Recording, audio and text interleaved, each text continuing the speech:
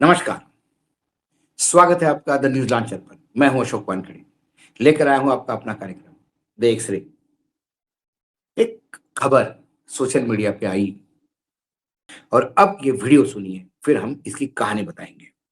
अब मैं आप लोगों के साथ कैसे मेरा और मोहनलाल का समझौता हुआ उस विषय को साझा करना चाहती। जांच टीम का क्या काम होता है? निष्पक्षता के साथ जांच करना या किसी एक को डरा धमका कर दबा देना, जैसा कि मेरे साथ। कमलावती जी आई, उन्होंने मुझे लालच दी कि दीपाली, मोहनलाल के साथ समझौता कर लो, मैं तुम्हारी क्षेत्रीय उपाध्यक्ष की घोषणा यहीं से करे दे रही हूँ। मैंने उन्हें मना कर दिया। मैंने कहा, दीदी, मैं लालची महिला नहीं हूँ, मेरा सम्मान मुझे प्यारा है, मैं अपने सम्मान के साथ समझौता नहीं करूंगा। उन्होंने देखा कि अब मैं किसी तरह नहीं मान रही हूँ, तो उन्होंने मुझे डराने का प्रयास किया। उन्होंने कहा, यदि तुम नहीं मानती हो तो तुम्हारे पति को जेल में डाल देंगे और बच्चों के भविष्य को बर्बाद कर देंगे।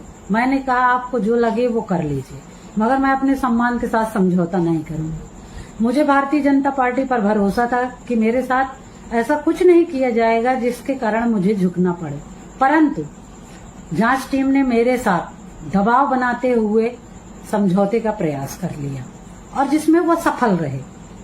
कमलावती जी ने मुझे बड़े प्यार से बताया कि बेटा, ऐसा महिलाओं के साथ होता है, मुझे भी ऑफर मिले हैं। तभी इनके फोन पर प्रदेश की अध्यक्ष महिला मोर्चा गीता साक्य जी का फोन आता है। वो भी मुझसे बात करी और बोली, बिटिया, ऐसी घटनाएं घटती रहती हैं, इनको दरकिनार करते हुए हमें आगे बढ़ना चाहिए। परंतु मैंने कहा, दीदी, मैं सम्मान के साथ समझौता नहीं करती। बात खत्म हो गई। उसके बाद जब मैं किसी तरह नहीं मानी तो इन्होंने संपूर्ण रूप से मुझे डरा कर धमका कर दबा दिया। मुझे मेरे परिवार से बड़ा अपना सम्मान उस समय नहीं लगा, इसलिए मैंने इनके साथ समझौता कर लिया।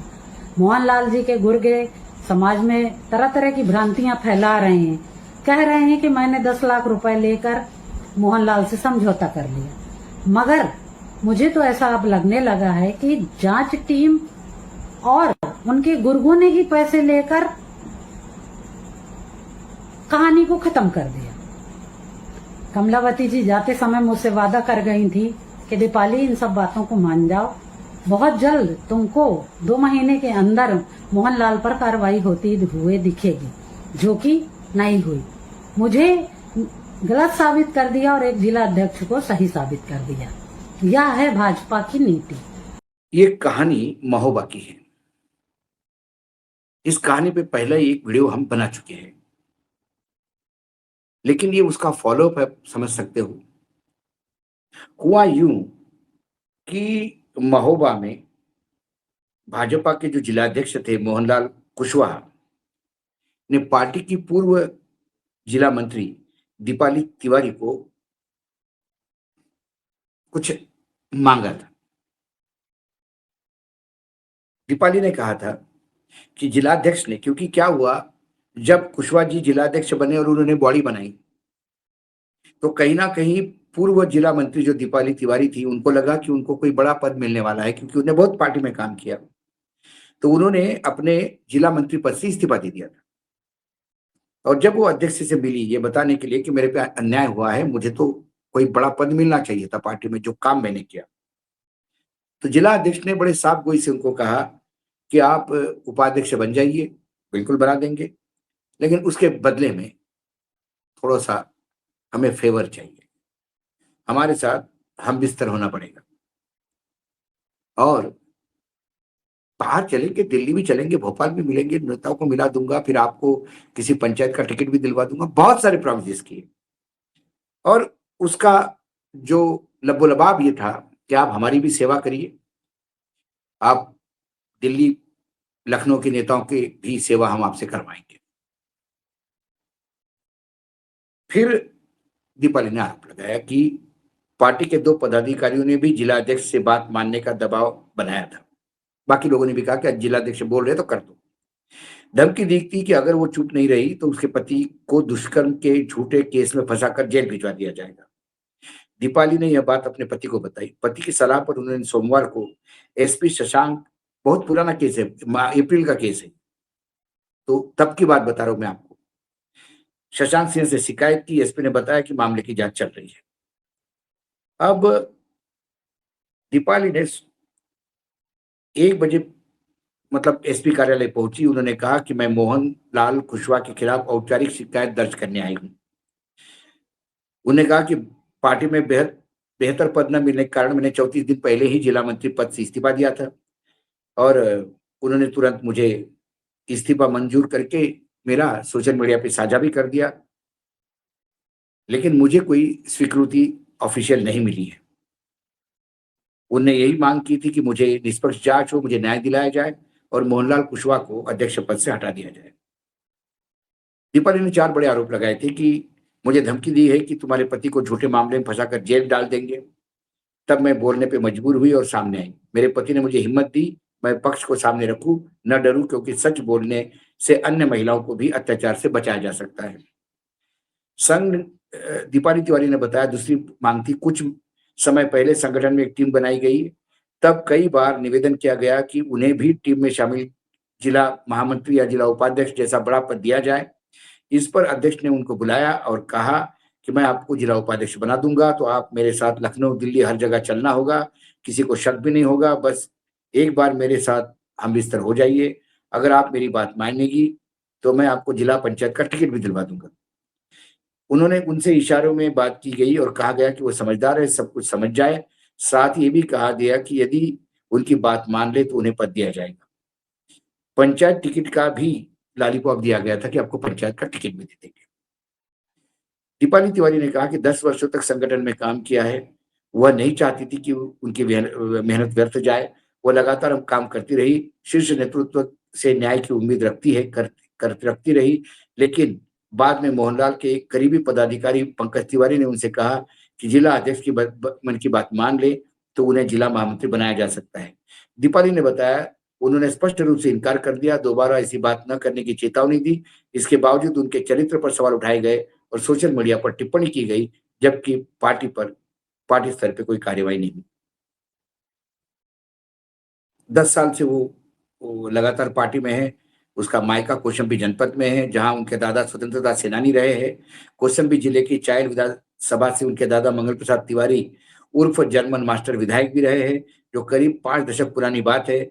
उनके पति शशांक तिवारी पूर्व में मंडी परिषद के ठेकेदारी का काम करते थे। दीपाली तिवारी पार्टी में रहते हुए पूर्व में बेटी बचाओ बेटी पढ़ाओ अभियान की जिला की संयोजक रही है। पिछले 9 साल से जिला मंत्री पद पर कार्य कर रही थी। अब क्या हुआ आगे? आगे जो उन्होंने बताया कि फिर इंक्वायरी हुई। अब उनकी वीडियो में जो उन्होंने क्लेम किया वो बहुत ही सीरियस है कि बड़ी-बड़ी लेवल पे पहुंची महिला पदाधिकारी भी उन्हें कहती है कि अरे पार्टी में ये चलता है, तुम तो आगे बढ़ो। और आखिरकार ये बताया गया कि दोनों के बीच में समझौता हो गया, जबकि वो एक्शन चाहती थी। लेकिन उसने कहा कि मेरे बच्चे और मेरे पति के जान के खतरे को देखते हुए मैंने समझौता कर दिया। लेकिन बाद में उस पे आरोप लगने लगे कि उसने 2 लाख रुपए समझौते से लिए। उससे वो ज्यादा परेशान हुई और फिर एक नए वीडियो के साथ, जो आपने सुबह पहले स्टार्टिंग में सुना, वो वीडियो आया। ये है नारी वंदन भाजपा का। ये है भाजपा का नारी शक्ति। मधुकेश्वर ने सही कहा था। मधुकेश्वर ने एक इंटरव्यू में आरोप लगाया था कि भारतीय जनता पार्टी में कैसा शोषण किया जाता है। सभी महिलाओं का शोषण होता है ये जरूरी नहीं, कई महिलाएं तिवारी जैसी भी होती है। लेकिन जब पार्टी बनी तो पार्टी में महिलाएं सामने आई तो उस समय नेता जो थे पार्टी में वो इतने बड़े कद के थे कि ऐसी घटिया बातें पार्टी में हो नहीं रही थी।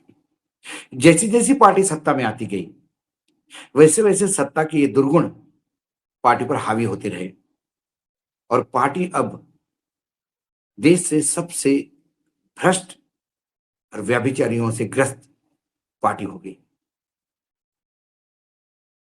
तिवारी का उदाहरण सामने है। तिवारी के ने जब पहली बार आरोप लगाए थे महोबा के कुशवाहा पर, तब भी हमने एक डिटेल कार्यक्रम किया था, लेकिन तब इंक्वायरी ऑर्डर नहीं हुई थी। बाद में यही समझ में आ गया था कि समझौता हो गया है।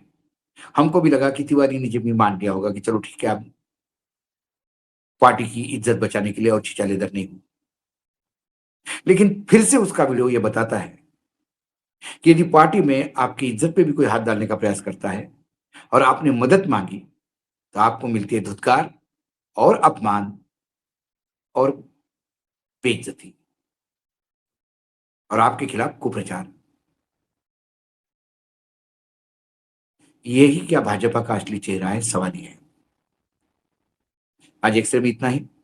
कल फिर आता हूं किसी विषय के साथ। तब तक के लिए नमस्कार। देखते रहिएगा न्यूज लॉन्च।